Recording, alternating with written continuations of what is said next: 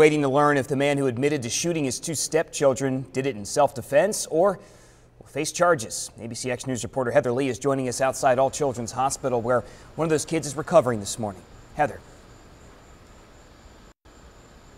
Good morning, James. We are waiting to find out how that 12-year-old is doing. We were told that he is expected to pull through, but like you said, he was taken here to the Pediatric Emergency Center here at Johns Hopkins All Children's Hospital. The other stepson, 19-year-old Rufus Adams, was taken to Blake Medical Center. We're working to find out his condition this morning, but we know he was shot several times in the head and upper body. Bradenton police say it started when 36-year-old Joshua Rapola got into an argument with Adams. Rapola told investigators Adams grabbed a gun, then he grabbed his gun. The argument got worse and police say Rapola started shooting.